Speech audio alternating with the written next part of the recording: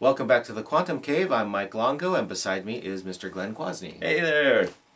Last year we did an audio segment about the stills that were released for the upcoming Man of Steel.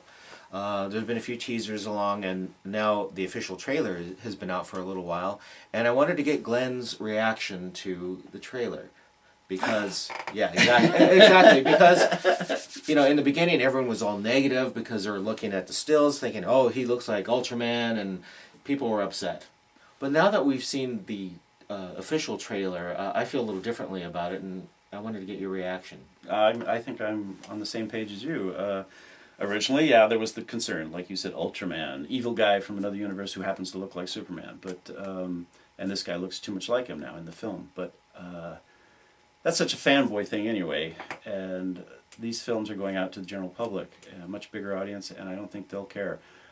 Plus, this trailer has me really excited about this film now, because they're showing things that I haven't seen in any other Superman film, and that's got me really interested. Well, like what? The little snippets they give you of Jonathan Kent interacting with his son. Obviously there's going to be something where there's some school bus disaster and Clark does something to save the kids. Mm-hmm.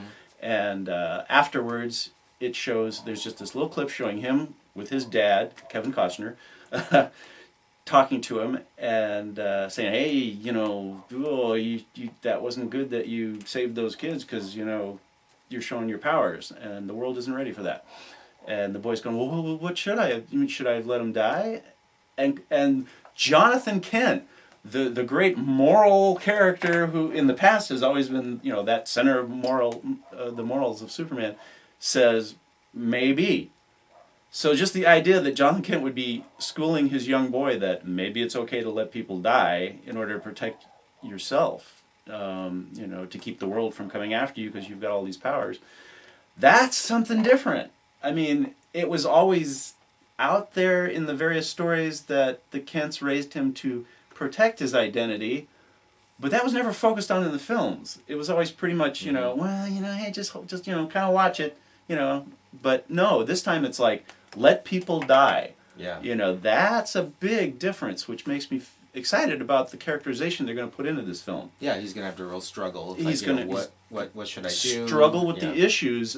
Really struggle with the issues. It's on some occasions he'll have to decide to let things carry out how they would naturally. Yeah, and there's the idea that he can't be everywhere at one time, so of course he can't save everyone. So he's in the position of having to decide who lives and who dies.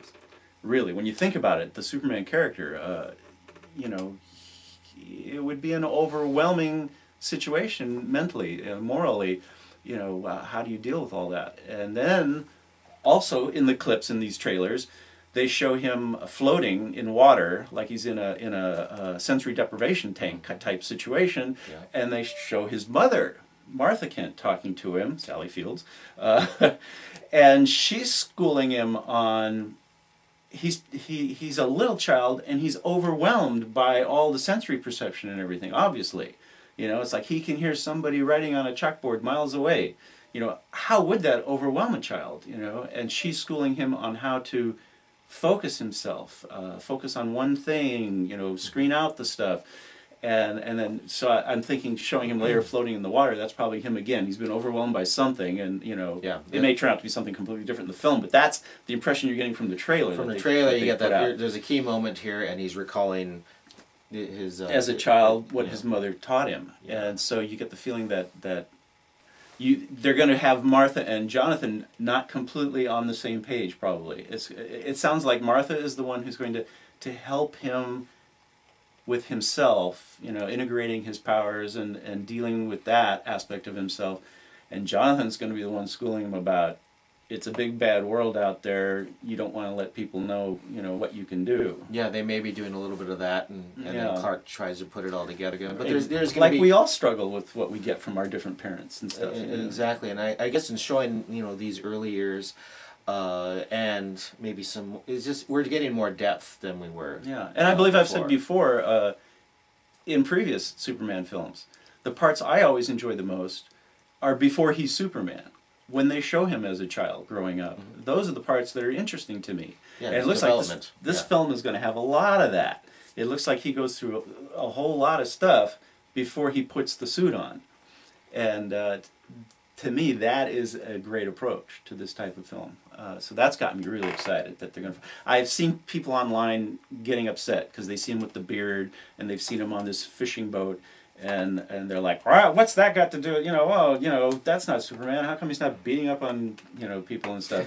They want to cut right to the action. Yeah, they want to get to the action. Within 5 minutes. Yeah, exactly. It's like, in the next movie, they'll do that. But it's like, no, the character development, no. Yeah, this is our investment to find out who this man is. He leaves Smallville, he goes out into the world. Stuff, there's a whole world out there, yeah.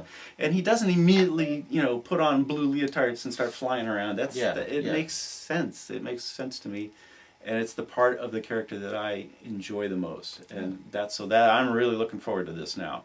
And plus, they show a lot of explosions and stuff. Once the other they'll have all that fun stuff. Once the bad guys show up, and just wait an hour and 45 minutes. You'll get your explosions. Nowadays with these 3-hour movies, wait an hour and a half, and things will start heating up, and you'll get some popcorn, and you can come back. That's right.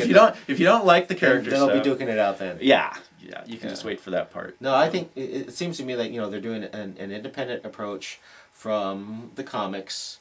As a new movie franchise, fresh start, because it would be too difficult to be faithful to the comics, and the comics have changed his origins many times. So it's like, here's a new thing we're doing, and I suppose we'll try to bring in maybe more DC movies in the future. That's I've actually heard things like that. I've read things online and stuff where they're saying that they're going to drop in little hints that there are other things out there in this world. So this film may be not only a fresh start for Superman, but an opening to the whole DC universe, which I think would be a great idea. I mean, I know that there's a lot of talk about them working on the Justice League film, and I think to get there, they need to do this. They need to say, yeah, here's Superman, but he's in a world where these other things are going on. It's a whole world of... There are other heroes out there. Yeah, they can start setting up the DC universe. Yeah, they don't have to come right out and do it, but just drop in little hints that,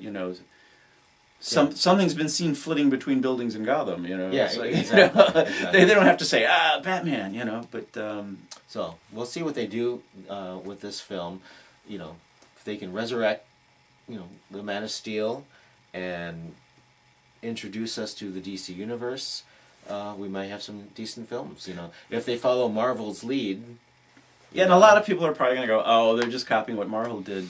But really, come on.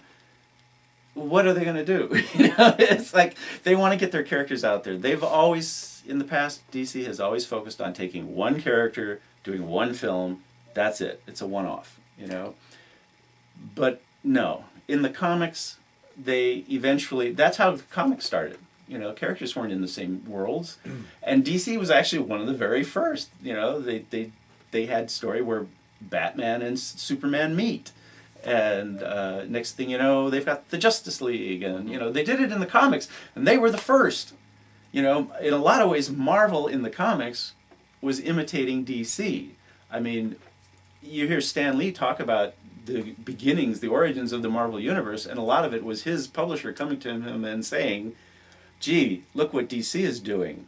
Copy that. Yeah, copy that and try to one-up. Yeah. We want to. They've got a group of characters. We need a group of characters. So he did the Fantastic Four, and then the Avengers.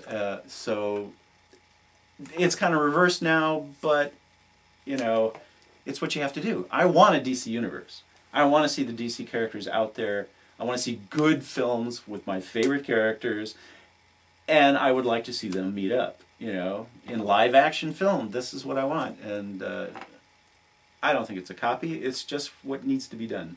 It'll certainly be interesting to see what take they do this summer. Yeah. When does it open this summer? June 14th. June 14th. Which is also the same date that Superman first appeared in Action Comics. Right, June 14th, back in the 30s, and so that was his beginning in the comics.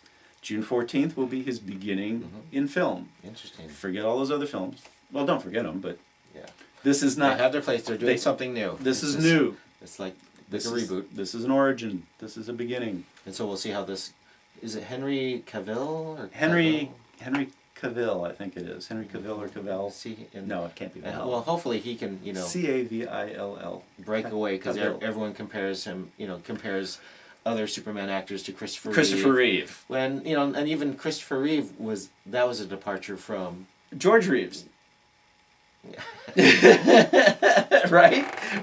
That's a strange coincidence. I grew up with the Adventures of Superman on television, and George Reeves was my Superman. Yeah. And when Christopher came along, I thought, oh yeah, he's good, but he's no George Reeves. Oh boy. It's funny looking back now. So Chris Reeves is like my Superman. We'll see what this new guy does, and he may become everybody's Superman. He may be. I hope so. He may be the Superman. Yeah, I hope he has a long run, and they do a half a dozen films, and and a dozen more with all their other characters. That'd be cool. Well, we'll find out this summer if what direction it's they're going. Like, go DC. Yeah. you got to run to catch up. But we'll see. But you got the Flash on your side, so. And it should have been Ryan Reynolds. Ryan Reynolds should have been Barry Allen. On that note, I'm going to end this for this time. We'll see you next time on The Quantum Cave. More opinions from The Quantum Cave. Thanks for watching. Adios.